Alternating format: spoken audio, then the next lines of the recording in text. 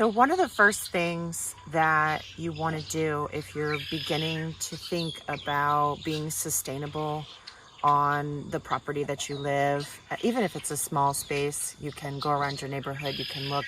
Obviously, if you're going to look around your neighborhood, you're looking for wild spaces that haven't been sprayed. But if you live on a piece of property like our yard, one of the first things that you want to do is get a sense of what you have. Growing food and medicine doesn't just have to be in a plot that you tilled and you bought seeds. A lot of it can be food and medicine that's growing in the sidewalk cracks, in the weedy part of your yard, in the hedgerows. So obviously one of those first things, I'm going to take you through sort of a leaf, flower, fruit, root sort of year as we look over this here together. Leaves are really easy to find and are one of those first things that are easy to pick and know when to get. This is a dandelion leaf, Taraxacum officinale, and if you begin to look for plants that you're going to put in your body to balance it or to nourish it, one of the first things you're going to want to do is learn the Latin names. It seems like a real pain in the rear, but knowing your Latin names and then beginning to understand the plant enough to know what shape the leaf is and how the flower grows and what it looks like in different seasons helps you to identify it properly. There are plants out in wild spaces and even in your yard that can cause, if it's not toxic, it can cause you to be really uncomfortable. It can cause pain in your digestion. It can cause you to be sick. So it's always important to really know the plant that you're harvesting. And that's more than just, I saw it on a YouTube video, or somebody from my youth group said that I really needed to go out and pick dandelion leaf. Spend some time getting to know what you're going to put in your body first. So dandelion leaf is something that we can pick all the way through the year. When we think about picking leaves, we're looking for a plant that is just beginning to think about opening up a flower, is usually when we want to get our leaves at peak. There are best times of the year for different plants. There are best times of the year for different parts of the plant, and then there's best times of the day to pick your plants that you get in your backyard. The best time of the day to get our leaves is going to be in the morning, in most cases after the dew has dried off, and also again in the evening before the dew has fallen. We don't want to get it in the middle of the day, because imagine how you feel when you're out under the hot sun in the middle of the day. You're exhausted and maybe it just feels like you're melting. Your plant is going to be the same way, and so you're not going to get the best phytochemicals. So in the morning after the dew has dried, and in the evening before the dew has dropped, and we're going to pick this at the best time of the year. We're looking for when the flower is just opening. Now dandelion is a special case, and we can really pick it anytime, no matter how old it is, no matter what time of the year it is. If we can find dandelion greens, pick them. This is something that we can eat fresh. I don't have to cook it. This is starting to get a little more mild again. We've had a couple frosts here on our property. In the middle of the summer, dandelion greens are going to be really bitter.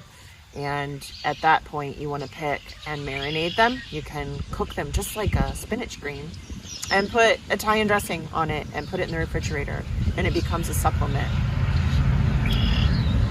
Dandelion greens can be a supplement for digestion.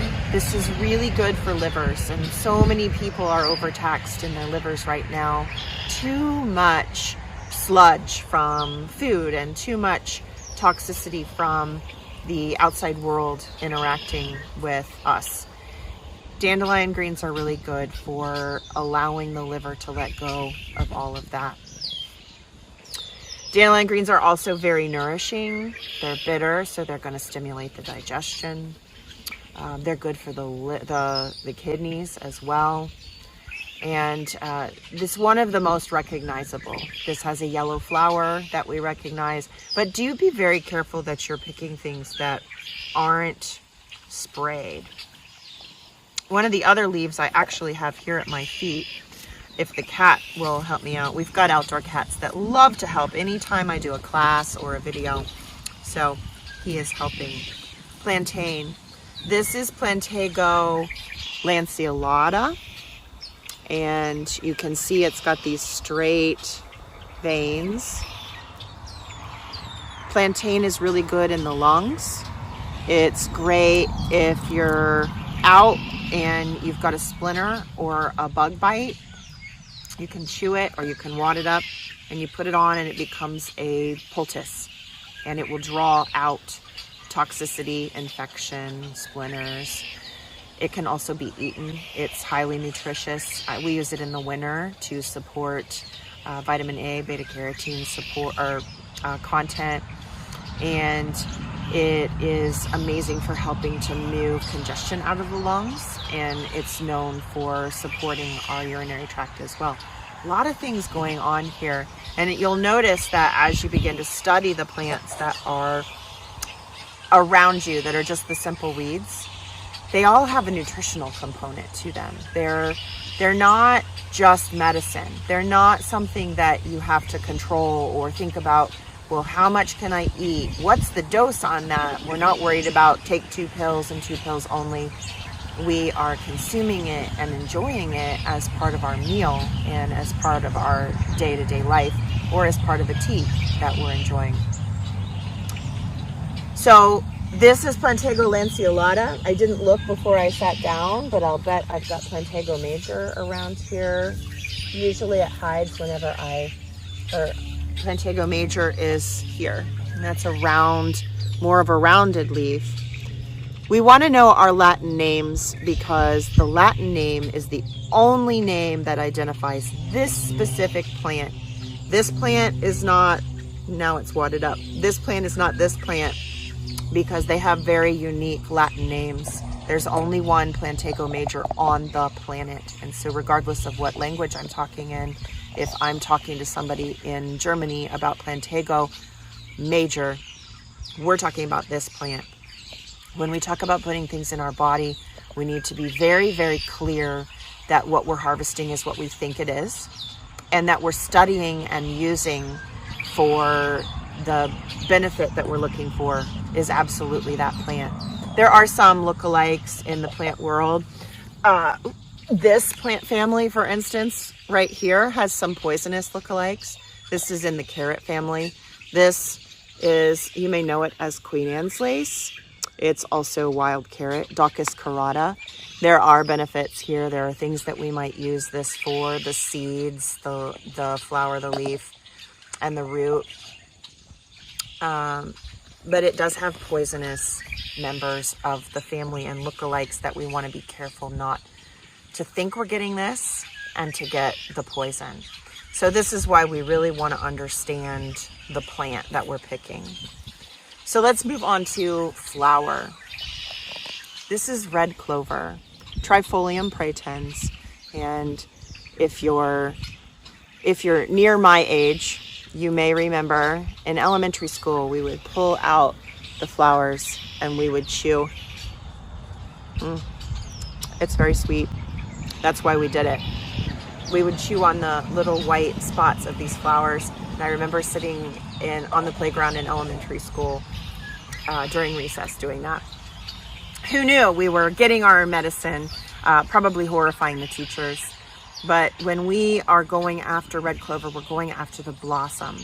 We can use the leaf, that's fine. But when we pick red clover, we are primarily just picking the top few leaves and the blossom, and we dry this. Red clover is a blood thinner. It is a blood cleanser. It's called an alterative, so it's in the class. It's along with dandelion that favorably improves the condition of our blood. It works to support our liver.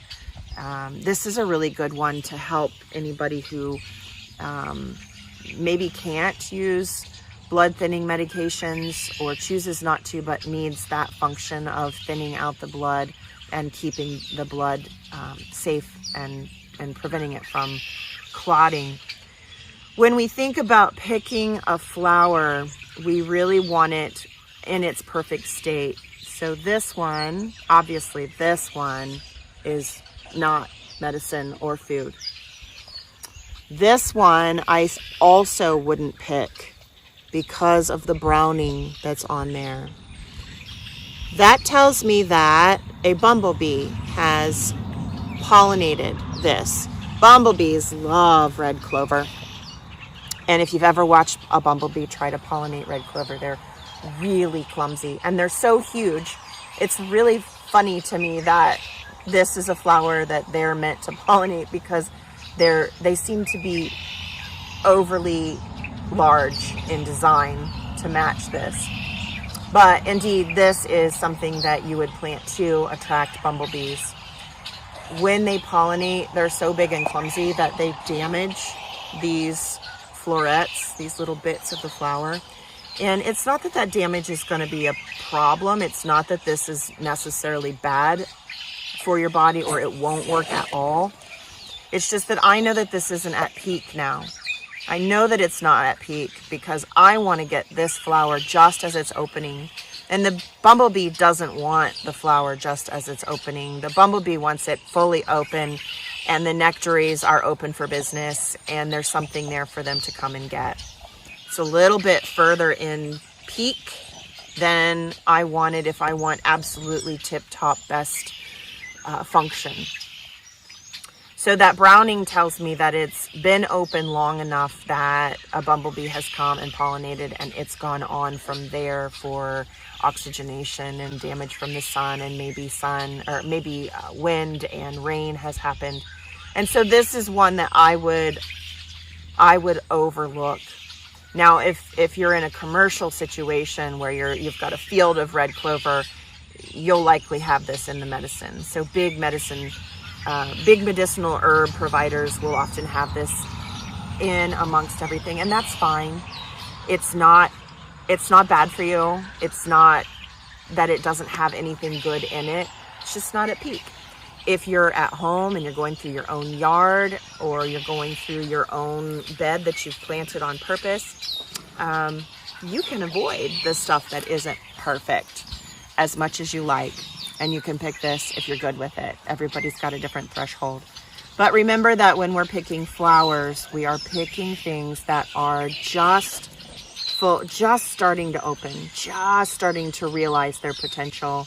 Not when they're closed completely and not when they're completely done, but just about in the middle there is our best time. The next phase would be a fruit, and I didn't pick a fruit for this video. A lot of the things that we would be picking for fruit at this point are, we've harvested our pears, we've harvested our apples. Spice bush here in the fall is ready to be harvested. Your nuts are ready to be harvested, and fruit is kind of self-explanatory. We've been picking fruits for food forever, and I think that it's not that far of a leap then to think about in the food as medicine realm that we're picking our fruit when it's ripe and ready to be used. We don't want fruit that is unripe. We don't want fruit that is overripe or damaged or rotten. None of that is good medicine. None of that is gonna add to the body. It won't be at peak. And then when you get into fall, your next step is the root. So this is impossible. I'm gonna move this out from under you. This is impossible to get in a full shot. And the flowers have gone by, but this plant is Jerusalem artichoke or sunchoke. And I'm gonna blank on the Latin name. I've brought you out here, and it's gonna look like I've prepared nothing, but I'm gonna blank on the Latin name on this. We'll see if it comes to me as I talk. If not, I'll send me a note and I'll remember it after I do this video. The leaves on this are really sandpapery and leathery. This is a prairie native, so it grows readily here in the Midwest. We purposely planted this, but it is a weed that you're likely to find. You'll see some reddening on the stalks. You'll see a little bit of red sheen in the leaf, darker on the top than on the bottom, and it has like a sunflower type of leaf. The really exciting part of a sunchoke or a Jerusalem artichoke, depending on what you want to call it, is what's going on underneath. So this is something, these tubers are what we would be digging. This right here is a sunchoke. We don't use the leaf or the flower or the stalk in this plant. We use this part of the plant. This is a little early. Here on our farm, we've had, well, maybe we've actually had 2 frosts. I haven't had a hard frost yet. You don't want to eat Jerusalem artichoke until after a few good frosts, because it contains a starch that is not digestible in the human digestive system. It's called inulin, and inulin is very good for us. But until it's had a few frosts, it can cause digestive upset, especially gas and bloating, and very uncomfortable and maybe socially uncomfortable ramifications of eating this too early. But I would say in another week or so, we'll have enough of a frost here that I can harvest these and offer them to my members here on the farm. Inulin, which is the main compound in here, is not digestible in our system. It is a starch that is a prebiotic, and prebiotics are becoming much more popular and much more in the mainstream right now. Prebiotics are food for your good gut flora. So we've talked a lot, we've heard a lot about probiotics. We've talked a lot about that. You can get it in kombucha, and we'll talk about this throughout the summit. You may have heard it on lots of different websites about probiotics, but prebiotics, that's coming. You've heard it here. We need the prebiotics to feed the probiotics that we are encouraging to grow. So you can't just invite a bunch of neighbors to come and live in your neighborhood and then not have any food available. The prebiotics give that food. Now, because this is not digestible and it's such a good prebiotic, it has also been studied and found to be good at managing blood sugar in diabetics. When we eat this, it's a potato. It's a potato substitute. So we make a sunchoke soup that my family really enjoys. Lots of butter, lots of this, lots of cream, very decadent soup. And the inulin in that is helping to control blood sugar. It helps the digestion not to send sugars into the bloodstream, slamming it super hard and causing insulin to surge. So this is a great example of food as medicine that we can grow on purpose or we could find in our yard. And it also, it happens to be delicious. When we think about this, we're not thinking, well, how many teaspoons of soup do I need to consume? What's safe? We're just enjoying the soup. It's delicious. We're enjoying the food, and we're digging this as often as we can until the ground freezes to get at this particular food product. It lasts much longer in the ground. If you're a homesteader, this is a great starch provider because it will last in the ground longer than your potatoes. It won't rot, and you can keep getting at this until the ground freezes. The root time of your year is really after all of this upper has died away and all of the energy goes down into the plant below the ground and it's hibernating. So after this has all died and I've had a good hard frost, this is ready to be harvested. This is the same if I was harvesting burdock root or dandelion root or horseradish. I want everything above ground to die away and put all of its energy as a plant, and this is primarily, we're talking about perennials, It's put all the energy down into these roots, and I'm going to dig it then. The next time to be able to harvest our roots, as far as time of year, is in the spring, before this. This is going to snap away in the winter, and all that will remain is this hiding underneath the ground. And in the spring, it will start to send up a green shoot, and it will send this whole flower stalk up into the sky. And again, it will not be time to pick these roots. Do you have to live like this is dogma and it is the end all be all, and you can only harvest roots in the fall or the spring? Do you have to harvest the leaves only when the flower is just coming out and never again because it will be dangerous otherwise? No.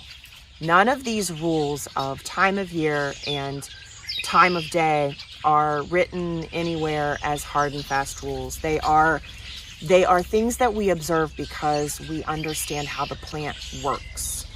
We are thinking in terms of the plant only has so many resources, and it is putting all of its phytochemicals, what makes it up, the nutrition that we glean from eating its tissues, it uses as part of its life cycle.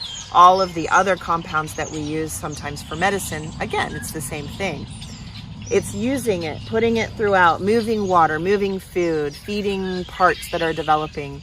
So when we are paying attention to that, we understand that when a flower is just about to burst open, that's where all the plant's energy and compounds and water, and it's really putting a lot of attention into making that flower open.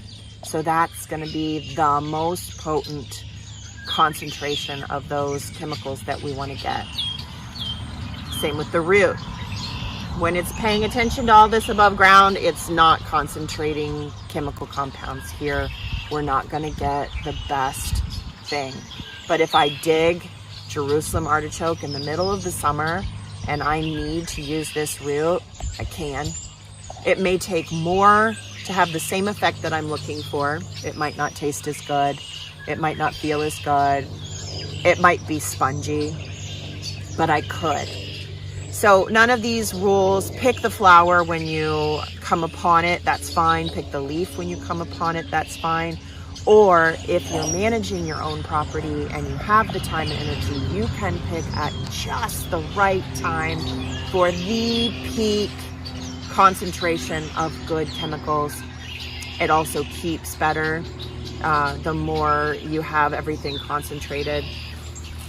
Don't feel like anybody who's out there giving you information is somebody that you have to follow verbatim. Books are good. Herbalists that are online are good. Ethnobotanists that are online are good. Take the information, store it away, and then live your life and allow for your relationship with your property and the plants that you're harvesting to develop, and to use your own intuition and your own connection to spirit.